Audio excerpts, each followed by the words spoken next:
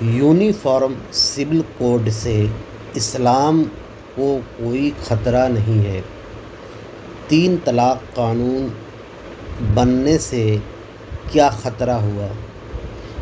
کتنے مسلمان جیل گئے؟ خطرہ کب ہوگا؟ جب ہم اسلام کے احکام سے روگردانی کریں گے، اسلامی احکام کے خلاف عدالت میں جائیں گے۔ ہم صرف مسلمان بن جائیں، کوئی اسلام کا کچھ نہیں بگاڑ سکتا، بلکہ اس سے ایمان کو تقویت حاصل ہوگی۔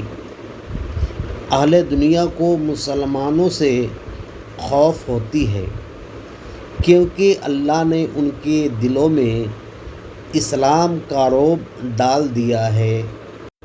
یونیفارم سول کوڈ سے ان کو نقصان ہے جن کو آئین میں اسپیشل رائٹ دیا گیا ہے، اور فائدہ ان کو ہے جن کو آئین میں اسپیشل رائٹ نہیں دیا گیا ہے۔